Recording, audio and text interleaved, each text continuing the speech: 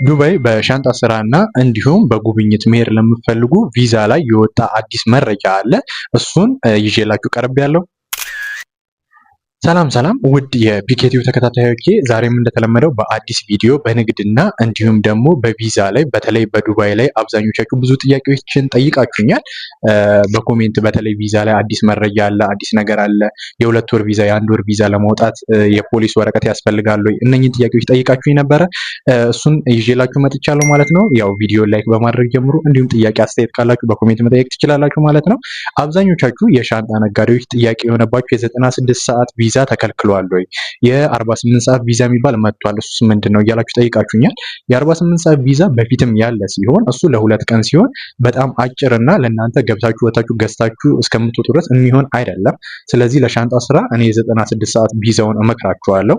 እሱን ለማውጣት በአሁኑ ሰዓት ከ6 ወር በላይ ያለው ፓስፖርት፣ ፎቶግራፍ ይሄ ብቻ ነው የሚያስፈልጋችሁ። ከዛ ውጪ አንዳንድ ቦታዎች ላይ 50 ሺህ ብር ማስያዣ ይሏችኋል። ሁለቴ ሶስቴ ስትሄዱ እሱንም አይጠይቋችሁም። ስለዚህ በ96 ሰዓት ቪዛው መሄድ ትችላላችሁ ማለት ነው።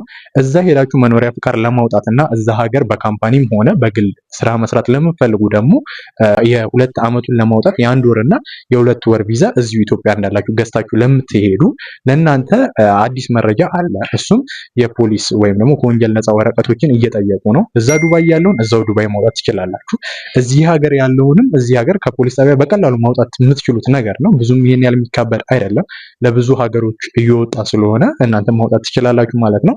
ነገር ግን እናንተ የሻንጣ ነጋዴዎችን አይመለከትም። ለምን? በ96 ሰዓት ቪዛ ለመሄድ ማንም የሚጠይቃችሁ የለም። ትራንዚት ልታረጉ እንጂ እዛ ኤርፖርት ኢሚግሬሽን ላይ በተለይ ዱባይ ላይ የሚያዩት ትራንዚት ቪዛ ስለሆነ ትራንዚት ልታረጉ እንደሆነ ብለው ስለሚያስቡ 3 ቀን 2 ቀን እዛው ገብታችሁ ስለምትወጡ ምንም ይሄን ያህል የፖሊስ ወረቀት ምናምን አይጠይቋችሁም። ሲቀጥል ደግሞ የ96 ሰዓት ቪዛዋን ማራዘም አትችሉም። ስለዚህ 96 ሰዓት ቪዛውን ወደ 2 ዓመት መኖሪያ ፍቃድ ማራዘም ስለማትችሉ አትጠየቁም። የሻንጣ ነጋዴዎች አታስቡ። ምንም አይነት እናንተን የሚነካ የተለወጠ ነገር የለም። ስለዚህ ፈታ ብላችሁ መስራት ትችላላችሁ ማለት ነው። ወደ ዱባይ በፓኬጅ አዘጋጅልን ያላችሁትን አሁን ላይ በህንድ ነው። ህንድ መሄድ የምትፈልጉ ሰዎች 7 ሰው ከሞላችሁ ሰብሰብ ብለን የምንሄድ ይሆናል። ቀጣይ ደግሞ ከህንድ በኋላ ወደ ዱባይ የምንሄድ ይሆናል ማለት ነው። በኬንያው ላይ እና በድሬዳዋው ላይ ደግሞ ሌላ ቪዲዮ ስለሰራውላችሁ ቀጣይ መለክላችሁ ይሆናል። ፒኬቲዩብ በዚህ ቪዲዮ ዙሪያ ላይ መጠየቅ የምትፈልጉን ነገር ካለ በኮሜንት መጠየቅ ትችላላችሁ። ላይክ አድርጉ፣ ሰብስክራይብ አድርጉ። በኮሜንት እንደነገርኳችሁ መጠየቅ ትችላላችሁ። ይመቻችሁ። በሌላ ቪዲዮ ደግሞ እስከምንገናኝ ድረስ አብሽር።